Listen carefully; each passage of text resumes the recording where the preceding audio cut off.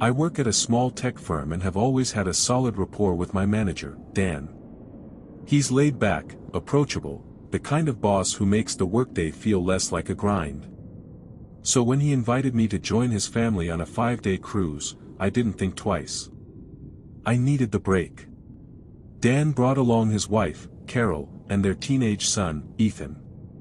Ethan was 16, quiet, respectful, and like most teens, constantly scrolling on his phone. The first few days were perfect. Endless sunshine, incredible food, and stunning coastal views.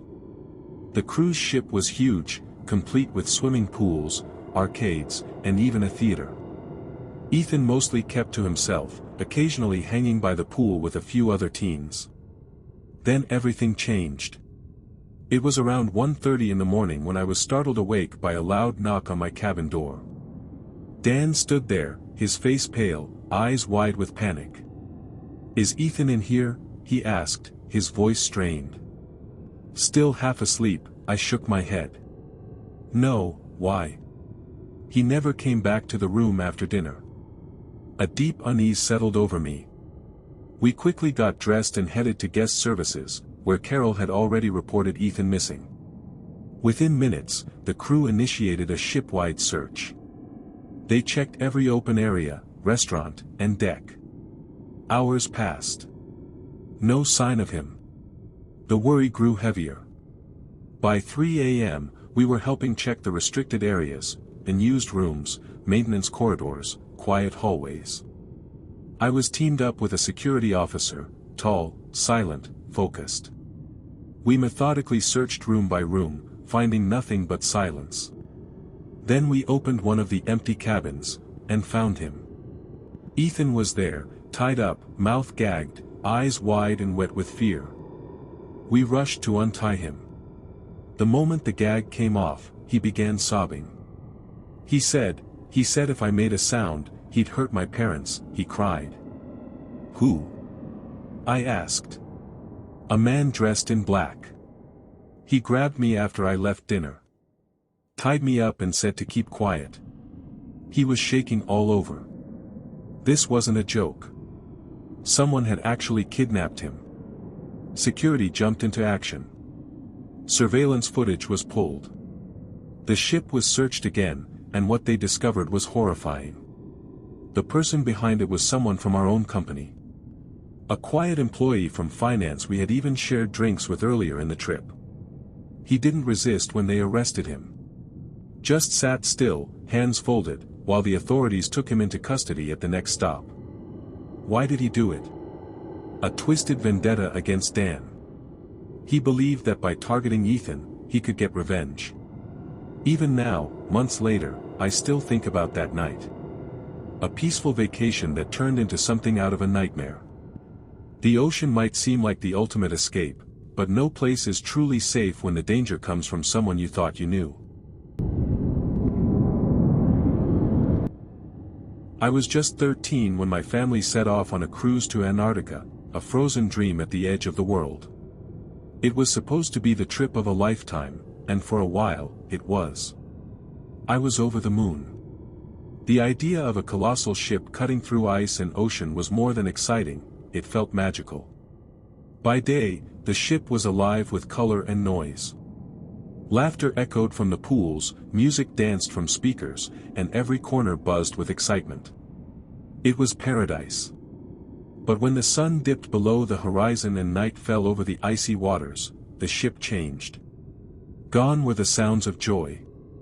In their place came silence, dense, suffocating.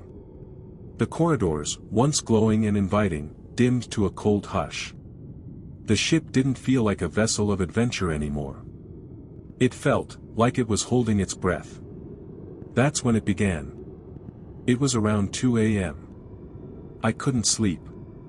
Something about the silence felt unnatural, almost like it was calling me. My family was fast asleep, lost in peaceful dreams. But I was pulled by curiosity, a need to see the ship when no one else was awake. Barefoot and quiet, I slipped from my room and wandered the deserted halls. The soft hum of the engines was the only sound. Lights flickered faintly overhead as if they, too, were tired. I reached the upper deck. And that's when I saw him. A teenage boy stood at the railing. 17, maybe 18. Alone. His posture was too still. He stared out at the ink-black ocean as if waiting for something to rise from it. Then, he turned. A smile stretched across his face, not wide, not friendly. Just, wrong. Couldn't sleep either, he asked casually, like we were old friends meeting by chance. I just wanted to walk around, I muttered. He nodded. You've got good timing. He introduced himself as Robert. Said he'd been on the ship for weeks, drifting between cruises. He claimed to know every corridor, every hidden stairwell. It sounded like an adventure. I followed him. God help me, I followed him. At first, I was caught in his charm. The way he talked, the way he moved, it was like he belonged to the night. But then, his stories began. He spoke of slipping into passengers' rooms, stealing, watching them sleep. He told me how easy it was, how no one noticed. If you want, he whispered, voice dropping like ice down my spine, I can teach you. We'd make a great team. No one would ever catch us. That moment, that one moment, I felt a coldness that had nothing to do with the Antarctic air. His eyes, empty and hungry. His grin, too steady. Too calm. I lied. Said I needed to sleep.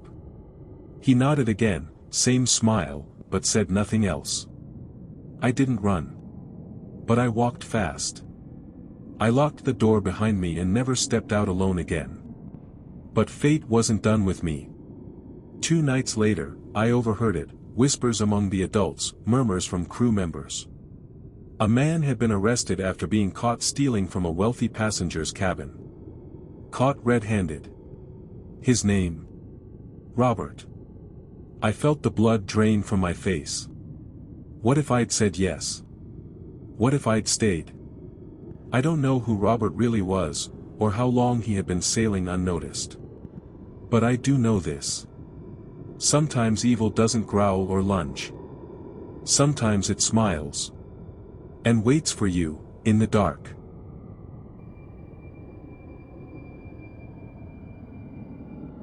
My name is Alina, and I was traveling alone on a cruise to visit my family, who lived on a small, distant island. I had been counting down the days, imagining serene afternoons at sea, the crisp salt air, and quiet nights watching the waves drift by.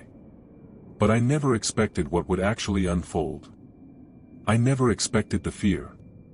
It was my second night on board. The ship was even bigger than I had imagined, with long, narrow corridors that stretched like endless veins into the heart of the vessel. My cabin was located on a lower deck, far removed from the bustling areas. At first, I appreciated the quiet, it gave me space to unwind. But that night, the silence felt unnatural. Too thick. Too heavy. As if something was there, hidden, watching in the stillness. After dinner, I took a short walk out on deck under the stars. The breeze whispered across my face. Everything seemed calm. Then I returned to my room for the night. I read for a while, then finally switched off the light. I'm not sure how long I had been asleep before something stirred me awake. A knock. Soft. Barely audible. Almost polite. I sat up, my heart already beginning to race. Had I dreamt it? Then it came again. 3 light knocks. Deliberate. Rhythmic. I turned my head toward the door. The clock read 3 a.m. A chill spread through my chest. Who would be knocking at this hour? I crept toward the door and looked through the peephole. Nothing. No footsteps. No shadows. Just the lifeless corridor stretching endlessly in both directions. I cracked the door open and peered out. Still empty. A pressure settled over my shoulders. I quickly shut the door, locked it again, and climbed back into bed, whispering reason to myself. Probably someone at the wrong door, I repeated in my head. That had to be it. But sleep wouldn't return. Not that night. Lying on my side, facing the wall, I suddenly felt it. A shift in the air. The weight of being watched. I turned over slowly. He was there. A man. Tall. Shadowy. Standing perfectly still in the corner of the room. I froze. His face was hard to make out in the dark, but his eyes, empty, black voids, were locked onto mine. He didn't speak. He didn't move. He only stared. I tried to scream. Nothing. Not a sound. Like the fear had strangled my voice. Heart pounding, I ripped the blanket off me and scrambled to the door. My fingers fumbled with the lock, trembling violently. Finally, I flung it open and ran. I didn't look back. Not once. I sprinted to the main lobby, where a few crew members were still gathered. I was shaking, barely able to form words, but I told them what I saw, what had been in my room.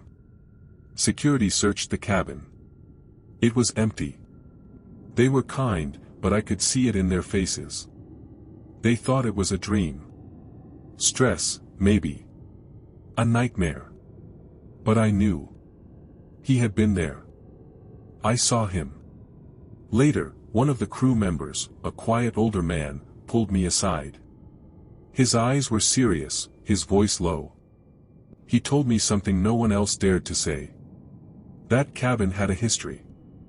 A passenger named Hendrik had died in that very room years ago. No one knew exactly how. But ever since, strange reports. Soft knocks. Shadows shifting in empty corners. A man, seen but never found. I changed rooms immediately.